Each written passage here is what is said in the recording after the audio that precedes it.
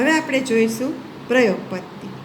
પ્રયોગ પદ્ધતિ એ મનોવિજ્ઞાનનું હાર્દ છે. પ્રયોગ પદ્ધતિ એ મનોવિજ્ઞાનને વિજ્ઞાનનો દરજ્જો અપાવી અન્ય વિજ્ઞાનોની હરોળમાં સ્થાન અપાવ્યું છે. પ્રયોગ પદ્ધતિ એટલે શું? તો એની વ્યાખ્યા છે, પ્રયોગ એટલે નિયંત્રિત પરિસ્થિતિમાં કરવામાં આવતું નિરીક્ષણ. તીસર એની વ્યાખ્યા આપે છે, પ્રયોગ એ હેતુપૂર્વક નક્કી કરેલી શરતોને આધારે ચોક્કસ પરિસ્થિતિ ઉત્પન્ન કરી તેમાં જરૂરી નિયંત્રણો મૂકી અને કરવામાં આવેલું નિરીક્ષણ. અને ત્રીજી વ્યાખ્યા છે B.F. એન્ડરસનની, પ્રાયોગિક પરિસ્થિતિમાં એક પરિવર્ત્યમાં હેતુપૂર્વક ફેરફાર કરી તે ફેરફારની અન્ય પરિવર્ત્ય પર શું અસર થાય છે તે જાણવા માટે બે પરિવર્ત્યોના પરસ્પરના સંબંધનું કરવામાં આવતું નિરીક્ષણ એટલે પ્રાયોગિક પદ્ધતિ. પ્રયોગના લક્ષણ. નિયંત્રણ.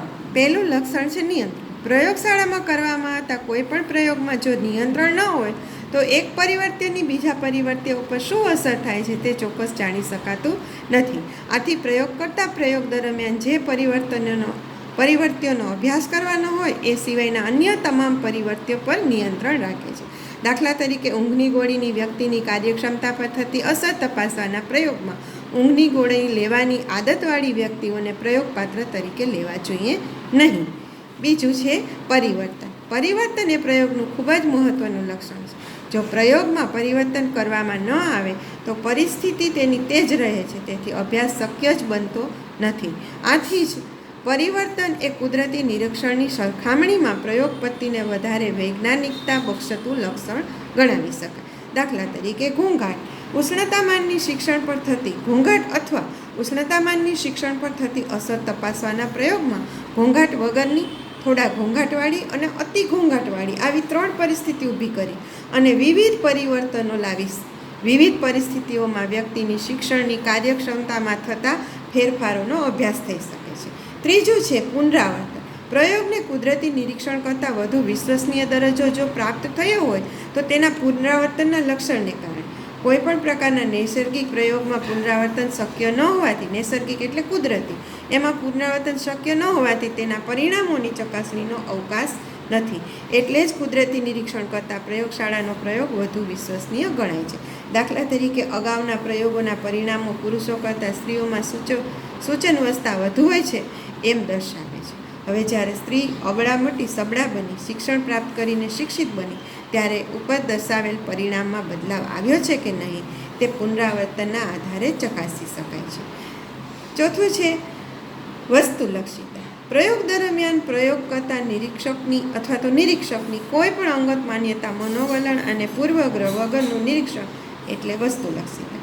કોઈ પણ પ્રયોગના પરિણામોને વિશ્વસનીય બનાવવા માટે પ્રયોગ કરતા વસ્તુમાં એટલે કે જે પ્રયોગ કરનાર વ્યક્તિ છે એ કોઈ જાતના પૂર્વગ્રહો વગરનું વસ્તુલક્ષિતા હોવી અનિવાર્ય છે.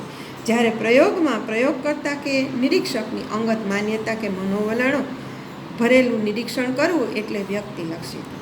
વ્યક્તિલક્ષિતાવાળા પરિણામોમાં કોઈને કોઈ રીતે નિરીક્ષકની અંગત બાબતો, એને ગમતું કે ન ગમતું એ પરિણામોને દૂષિત કરે છે. દાખલા તરીકે ઊંઘની ગોળીની પ્રયોગપાત્ર પર થતી અસર તપાસવાના પ્રયોગમાં પ્રયોગપાત્ર સંજોગાવસાત બગાસું ખાય ત્યારે નિરીક્ષક તેને ઊંઘની જ અસર માની લે તો તેને વસ્તુલક્ષિતા કહેવાય નહીં. પછી છે પરિવર્ત્ય. હવે પરિવર્ત્ય વેરિયેબલ. પરિવર્ત્ય એટલે એવી પરિસ્થિતિ, પરિબળ કે ઘટના જેમાં પરિવર્તન થઈ શકે. ઘોંઘાટવાળી સ્થિતિ પણ રાખી શકીએ અને ઘોંઘાટ વગરની પણ. પ્રત્યેક પ્રયોગ શરૂ કરતાં પહેલાં પ્રયોગકર્તા જે તે પ્રયોગનું સમગ્ર પ્રયોગ કાર્ય કેવી રીતે કરવાનું છે એનું આયોજન કરશે, જેમાં પરિવર્ત્યો ખૂબ જ મહત્ત્વના હોય છે. પરિવર્ત્યનું પ્રયોગમાં ખૂબ જ મહત્ત્વ છે, કારણ કે સમગ્ર પ્રયોગમાં જો પરિવર્ત્યનું યોગ્ય રીતે સંચાલન ન થાય તો પ્રયોગના પરિણામો દૂષિત થાય છે. સ્વતંત્ર પરિવર્ત્ય. પ્રયોગમાં જેની અસર તપાસવાની છે અને પ્રયોગ કરતાં જરૂર મુજબ જેમાં ફેરફાર કરી શકે, પ્રયોગ કરતાં ઘોંઘાટવાળી સ્થિતિમાં રાખી શકે અને ઘોંઘાટ બંધ પણ કરાવી શકે છે, એને કહેવાય સ્વતંત્ર પરિવર્ત્ય. પ્રયોગ દરમિયાન સ્વતંત્ર પરિવર્ત્યમાં ફેરફાર કરવાથી પરિસ્થિતિમાં પણ પરિવર્તન આવશે. આ પરિવર્તન માટે જવાબદાર એવા સ્વતંત્ર પરિવર્તનની અસર પ્રયોગ દરમિયાન બે રીતે ચકાસી શકાય. એક, સ્વતંત્ર પરિવર્તનને હાજર કે ગેરહાજર રાખીને, અને બીજું સ્વતંત્ર પરિવર્તનની માત્રા કે પ્રમાણમાં ફેરફાર કરીને.